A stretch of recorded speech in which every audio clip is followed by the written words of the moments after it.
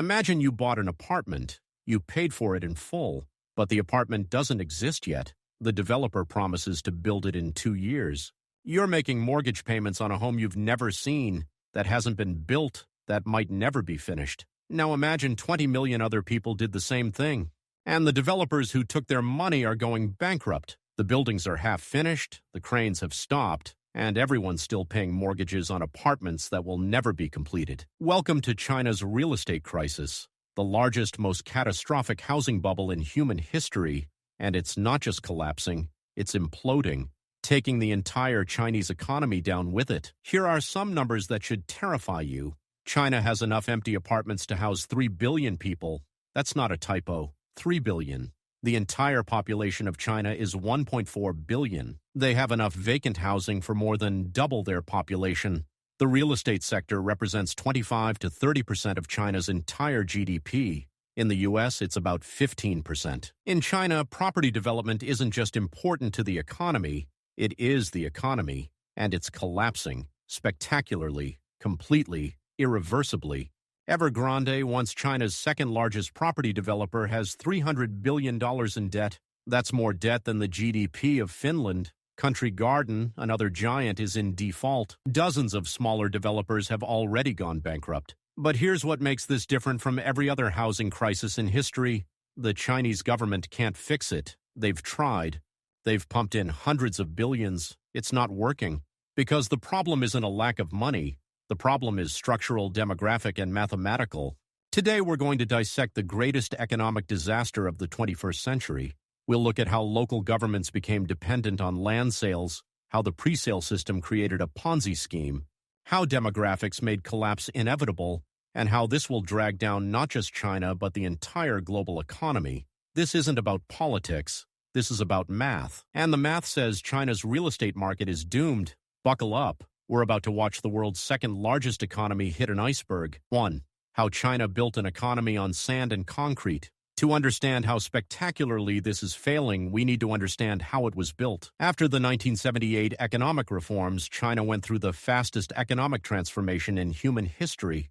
In 40 years, it went from impoverished agricultural society to the world's factory. GDP growth averaged 10% per year for decades. But here's what's crucial. That growth wasn't normal, market-driven growth. It was state-directed investment growth. The government decided what got built, where and when, and what did they decide to build? Real estate. Massive amounts of real estate. Why? Because real estate development does several things at once. First, it creates GDP growth. When you build a city, you need steel, cement, glass, workers, trucks, cranes. All of that counts as economic activity. It looks like growth on paper. Second, it employs millions of people. Construction workers, architects, engineers, salespeople, property managers. In a country terrified of unemployment and social instability, this matters enormously. Third, and this is key, it generates revenue for local governments. Here's how the system worked. The central government in Beijing would set GDP growth targets, let's say 7% growth. Local government officials were judged on whether they hit those targets. If you hit your target, you got promoted. If you missed it, you got fired. So local officials had enormous incentive to show growth, but they also had a problem. They couldn't raise taxes. Tax policy is controlled by Beijing, so how do you fund development without being able to tax? Land sales. Local governments in China own all the land. They would take agricultural land on the edge of cities, rezone it for development, and sell it to property developers for enormous profits. This became the primary funding source for local governments. By 2020, land sales accounted for 30 to 40% of local government revenue. In some cities, it was over 50%. Local governments became addicted to land sales the way oil states became addicted to oil revenue. This created a perverse incentive. Local governments needed property developers to keep buying land, so they encouraged development even when there was no real demand. Build it and they will come became government policy. The developers were happy to play along. Why? Because Chinese households had limited investment options. You couldn't easily invest abroad. The stock market was volatile and rigged. So where did people put their savings? Real estate. Chinese culture already valued property ownership. Owning your home wasn't just about shelter. It was about security, status, and marriageability. Young men couldn't get married without owning an apartment. It was a cultural requirement. So property became the investment vehicle for an entire nation. The average Chinese household has 70% of its wealth in real estate. In the U.S., it's about 35%. This created a feedback loop. Local governments sold land. Developers built apartments. People bought apartments as investments. Prices went up. More people bought apartments expecting prices to keep rising. Prices went up more. Local governments sold more land. It was a perfect bubble machine, and it ran for 20 years. By 2020, China had built more urban floor space in 2 decades than exists in all of Europe. They built entire cities faster than America builds shopping malls, and it worked until it didn't. 2. The pre-sale Ponzi scheme. Now let's talk about the mechanism that made this bubble uniquely catastrophic, the pre-sale system. In most countries, when you buy an apartment, the apartment exists. You can see it, walk through it. It's there. You give the developer money, you get keys to an actual apartment. Not in China. In China, about 90% of new apartments are sold before they're built. You pay money, often the full price or a large down payment, for an apartment that's just a hole in the ground. The developer promises to build it in 1 to 3 years. This system was designed to help developers. Building takes money. If developers can sell apartments before building them, they get cash up front to fund construction. Sounds reasonable, right? Here's the problem. That pre-sale money was supposed to go into escrow accounts to ensure construction would be completed, but enforcement was weak. Developers realized they could use pre-sale money from Project A to start Project B, use money from Project B to start Project C, and so on. It became a Ponzi scheme. As long as new projects kept launching and people kept buying, money kept flowing. But the moment it stopped, the whole structure would collapse. And it stopped. In 2020, the Chinese government implemented the 3 red lines policy, trying to reduce developer leverage. Essentially, they said developers with too much debt couldn't borrow more money. This was meant to be a gentle deleveraging, force developers to slow down, reduce debt, become more sustainable. Instead, it was an execution. Why? Because the developers couldn't slow down. Their entire business model depended on constant growth. They needed new projects to generate cash to finish old projects. When borrowing was restricted, the scheme broke. Evergrande was the first domino. In 2021, it became clear Evergrande couldn't finish its projects. It had taken pre-sale money from 1.5 million buyers. 1.5 million families had paid for apartments that were now sitting unfinished. Those families are still paying mortgages on apartments that don't exist, that may never exist. Let that sink in. You're paying monthly mortgage payments for 20 or 30 years on an apartment you've never lived in because it was never built. In 2022, Chinese homebuyers started a mortgage boycott. Hundreds of thousands of buyers across China refused to pay mortgages on unfinished apartments. It was a logical response to an insane situation, but the boycott made everything worse. Banks that had lent money based on those mortgages suddenly faced default risk. If people stop paying mortgages, banks lose money. If banks lose enough money, the financial system becomes unstable. The government had to step in. They promised to ensure projects would be completed. They injected money into banks. They pressured buyers to keep paying. It didn't work. By 2024, an estimated 20 million pre-sold apartments remain unfinished across China. 20 million. Each one represents a family's life savings, their future, their retirement security, gone. The pre-sale system turned China's property market into a time bomb, and the timer just ran out. 3. The Evergrande implosion and the developer collapse. Let's talk about Evergrande specifically because it's the poster child for this disaster. At its peak in 2020, Evergrande was the world's most valuable real estate company. It had 2,300 projects in 280 cities. It employed 200,000 people directly and supported millions more through contractors and suppliers. Its founder, Hui Ka-yan, was briefly the richest man in Asia, worth $42 billion.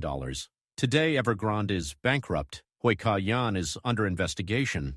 The company has $300 billion in liabilities. It owes money to banks, suppliers, contractors, and 1.5 million homebuyers. How did this happen? Evergrande borrowed aggressively to fuel growth. At its peak, it was launching hundreds of projects per year. It bought land everywhere, believing property prices would rise forever. But it also did something incredibly risky. It diversified into businesses it knew nothing about.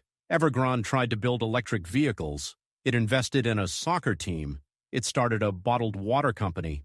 It bought a theme park. These ventures lost billions, but as long as property sales kept growing, the losses could be hidden. When the government imposed borrowing restrictions in 2020, Evergrande couldn't roll over its debt. It had $20 billion in bonds coming due. It couldn't pay. In 2021, Evergrande defaulted. This sent shockwaves through China's property market. If Evergrande could fail, any developer could fail. And they did. Country Garden, an even larger developer, followed, then Sunac, then Fantasia, then dozens of smaller companies. By 2024, more than 50 major Chinese property developers have defaulted or face bankruptcy. That's not a few bad companies. That's systemic collapse. The total debt of Chinese property developers is estimated at over $5 trillion. That's about the size of Japan's entire economy. If even a fraction of that debt defaults, it will be the largest default event in human history. And it gets worse. These developers don't just owe money to banks. They owe money to suppliers who provided materials and are now unpaid, contractors who built projects and haven't been paid, workers who are owed wages, home buyers who paid for unfinished apartments, investors who bought company bonds. The bankruptcy of one developer creates a cascade. The contractor who isn't paid can't pay his workers. The supplier who isn't paid can't pay for materials. The worker who isn't paid can't make his mortgage payment. This is a web of interconnected debt, and it's all unwinding at once. The Chinese government tried to orchestrate controlled restructurings, let companies reorganize, give them time, inject some money, the usual playbook. But there's a problem. The projects can't be finished because there's no demand. Even if you gave developers free money, who would buy the apartments? Which brings us to the demographic time bomb. 4. The demographic collapse that makes recovery impossible. Even if China could somehow restructure all the developer debt, fix the presale system, and complete all the unfinished apartments, there's still an unsolvable problem. China is running out of people. China's population peaked in 2021 at 1.412 billion. It's been declining since. In 2023, China's population fell by 2 million people. That's the first decline in 60 years. China's fertility rate is now 1.09 children per woman. That's one of the lowest in the world, lower than Japan, lower than South Korea. For population stability, you need 2.1. What this means: in 30 years, China will have about 1 billion people instead of 1.4 billion. That's 400 million fewer people. That's the entire population of the United States just gone. But it's worse than that. China's population isn't just shrinking, it's aging dramatically. In 2000, there were about 6 working-age adults for every retiree in China. By 2040, it will be 1.6 working-age adults per retiree. Imagine the economic burden: fewer workers, more retirees, massive pension obligations, huge healthcare costs. China will face all of this while still being a middle-income country. They're getting old before they got rich. What does this have to do with real estate? Everything. Property demand in any country is driven by household formation. Young people getting married, having kids, needing homes. That's what creates housing demand. China's marriage rate has collapsed. In 2013, 13.4 million couples got married. In 2022, only 6.8 million. That's a 49% decline in less than 10 years. Birth rates have collapsed even more. In 2016, China had 17.9 million births. In 2023, only 9 million. That's a 50% drop in 7 years. Young Chinese people aren't getting married, aren't having kids, and therefore aren't buying apartments. Why? Economics. Young people in China face high housing costs relative to income, job insecurity, long working hours, high cost of education, limited social support for families. The average young Chinese person looks at buying an apartment and thinks, I'll be in debt for 30 years to buy an overpriced apartment in a country with no future job security and no retirement safety net. Why would I do that? They're opting out. The lie-flat movement, Tangping in Chinese, is young people refusing to participate in the rat race. Work less, consume less, don't buy property, don't have kids. It's passive resistance through economic withdrawal.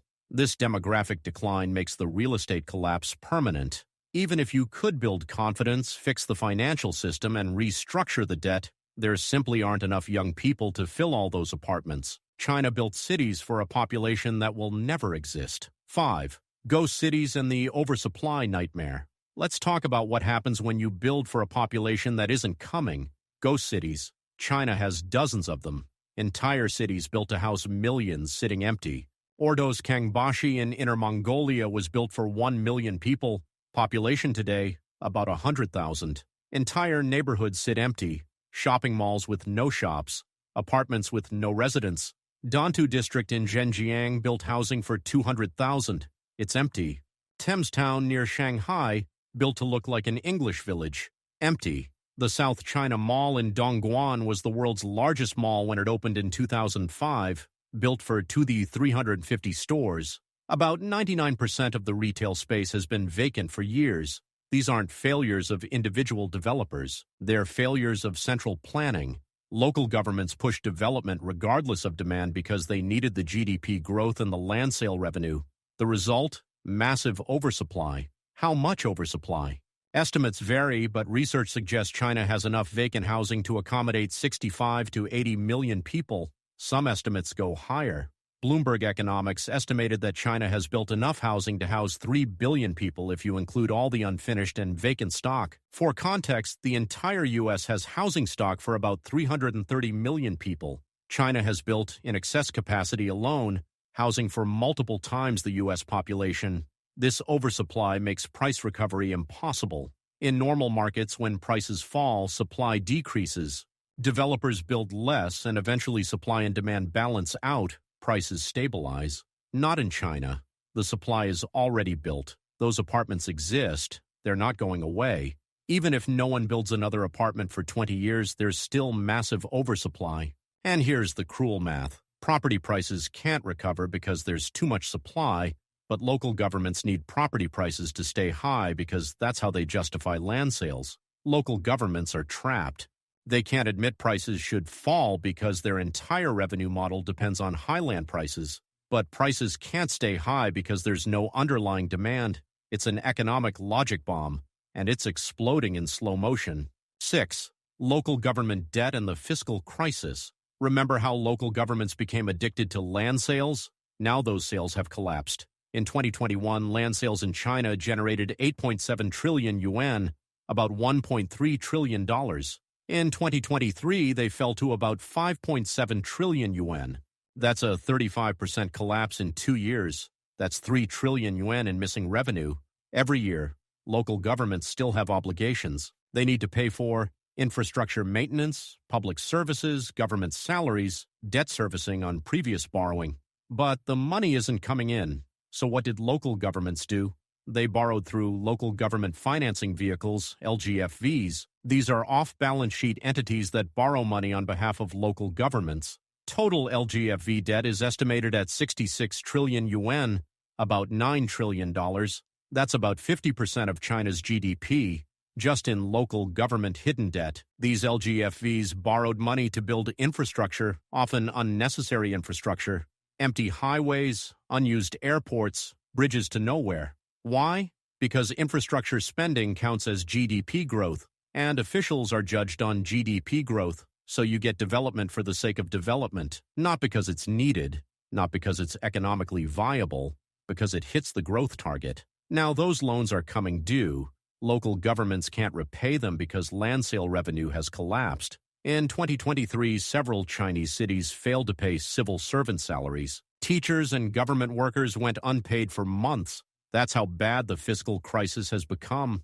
The central government has tried to help. It allowed local governments to issue special bonds, swap debt, and restructure. But the scale is overwhelming. If even 10% of LGFV debt defaults, that's $900 billion. The entire Chinese banking system would be at risk. This isn't just a property crisis anymore. It's a fiscal crisis. It's a debt crisis. It's a crisis of the entire development model that China used for 40 years. 7. The banking system under stress.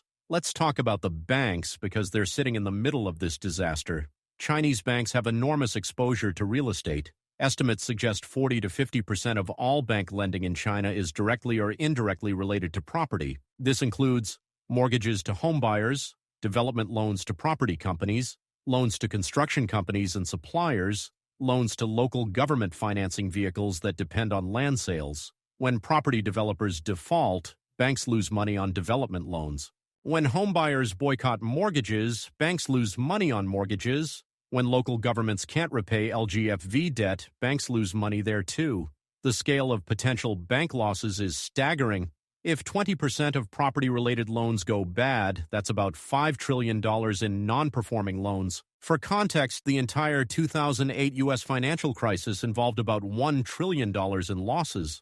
This would be 5 times worse. Chinese banks are trying to hide the problem. They're extending loans, allowing developers to delay payments, restructuring debt, anything to avoid officially recognizing losses. But you can't hide this forever. The apartments aren't getting built. The loans aren't getting repaid. The losses are real. In 2023, several small and medium-sized Chinese banks faced bank runs. Depositors, worried about bank solvency, rushed to withdraw their money. The government stepped in, guaranteed deposits, and calmed things down. But it's a sign of how fragile confidence has become. If Chinese citizens lose faith in their banks, the entire financial system could collapse overnight. Bank runs are contagious. Once they start, they're hard to stop. The government knows this. They're doing everything possible to maintain confidence, but confidence is built on reality. And the reality is, Chinese banks are sitting on trillions in bad loans that can't be repaid. 8. Why the government can't fix this. You might be wondering, China is an authoritarian state with enormous power. Can't they just fix this? The short answer is no. Here's why. First, the scale. This isn't a problem you can solve with a few $100 billion. The estimated total debt in China's property sector, including developers, homebuyers, local governments, and related entities, is over $20 trillion. China's government doesn't have $20 trillion. China's GDP is $18 trillion. The government can't just print money to cover this without causing massive inflation. Second, moral hazard. If the government bails out developers and banks, it sends the message, take crazy risks, the government will save you. This encourages more irresponsible behavior in the future. The government tried targeted interventions. They created a whitelist of projects to prioritize for completion. They injected money into specific developers. They encouraged state-owned enterprises to buy distressed assets. None of it worked at scale. The problem is too big, too interconnected, too structural. Third, demographics. Even if you could restructure all the debt, you can't restructure the birth rate. Young Chinese people aren't having children. That means in 20 years, there will be far fewer people needing housing. You can't bail out your way out of demographic decline. Fourth, confidence. The Chinese middle class has lost faith in property as an investment. For 20 years, property prices only went up. Now they're falling. People who believe property was a safe investment have lost their life savings. You can't rebuild that confidence with government announcements. Trust, once lost, takes decades to rebuild. Fifth, the trap of the middle-income country. China is facing these crises while still being a middle-income country. Per capita GDP in China is about $13,000. In the U.S., it's $76,000. Japan faced a property bubble in the 1990s, but Japan was already a rich country. They had social safety nets, high savings rates, advanced industries. They could absorb the shock. China doesn't have that cushion. They're facing a rich country problem with middle-income country resources. The Chinese government isn't impotent. They can prevent total collapse. They can keep the banking system from imploding. They can maintain social stability, but they can't return to 10% growth. They can't make those empty apartments fill up. They can't reverse demographics. They can't fix structural problems with short-term interventions. The era of Chinese miracle growth is over, and it's not coming back. 9. The global consequences. You might think this is China's problem. Why should the rest of the world care? Because China is the world's second-largest economy and the center of global manufacturing. When China's economy slows dramatically, everyone feels it. Here's how. First, commodity demand. China has been the world's largest buyer of iron ore, copper, aluminum, coal, and crude oil for years. Chinese construction and manufacturing drove commodity prices globally. When Chinese construction collapses, commodity demand collapses. Australia, Brazil, and other commodity exporters are already seeing the impact. Iron ore prices have fallen. Coal demand is down. For countries that depend on exporting commodities to China, this is an economic disaster. Second, manufacturing supply chains. China is still the world's factory. When Chinese growth slows, the demand for imported components, machinery, and industrial equipment falls. Countries like South Korea, Japan, and Germany that export machinery and components to China are feeling the pain. German car exports to China are down. South Korean semiconductor exports are down. Third, consumer demand. Chinese tourists were the world's biggest spenders. Chinese consumers drove luxury goods sales globally. As Chinese wealth declines, so does that spending. Luxury brands in Europe, tourism industries in Southeast Asia, retailers worldwide all depended on Chinese consumption. That's declining. Fourth, deflation export. China is trying to keep its economy going by exporting more. When domestic demand falls, Chinese manufacturers look for foreign buyers. They cut prices to stay competitive. This means China is exporting deflation. Cheap Chinese goods flooding global markets put downward pressure on prices and wages worldwide. For Western workers, this means more job losses to Chinese competition. For inflation-fighting central banks, it complicates policy. Fifth, financial contagion. Global banks and investors have exposure to Chinese assets. If Chinese property developers default on dollar-denominated bonds, that's losses for foreign investors. BlackRock, HSBC, and other major financial institutions have Chinese property exposure. Not enough to destroy them, but enough to hurt. And here's the really scary part. We don't know the full extent of the connections. In 2008, nobody knew how interconnected global finance was until Lehman Brothers collapsed, and suddenly everyone realized they were all exposed. What hidden connections exist between Chinese property and global finance? We won't know until something breaks. 10. Final thoughts. The end of a model. China's real estate collapse isn't just a housing crisis. It's the end of a development model. For 40 years, China grew through investment-driven, state-directed construction-heavy growth. Build infrastructure, build cities, build factories. Measure success by GDP growth, regardless of profitability or sustainability. That model worked when China was poor and needed basic infrastructure. It worked when there was a huge rural population moving to cities. It worked when demographics were favorable. It doesn't work anymore. China built too much. They have excess capacity in everything. Housing, factories, infrastructure, retail space. The economy needs to shift from investment to consumption, from manufacturing to services, from quantity to quality. But that transition is incredibly difficult. It means slower growth. It means unemployment in construction and heavy industry. It means losers as well as winners. And China's political system isn't designed to handle slow growth. The Communist Party's legitimacy is based on delivering rising living standards. What happens when living standards stagnate or decline? We're about to find out. The Chinese government will survive this. The country won't collapse, but the era of China as the unstoppable economic juggernaut is over. We're watching a giant in slow-motion decline, and because China is so large, so interconnected with the global economy, its decline will reshape the world. The question isn't whether China's property market will recover. It won't. The question is, how much damage will the collapse cause on the way down? Thanks for watching. If you want to understand how the global economy is shifting, hit that subscribe button.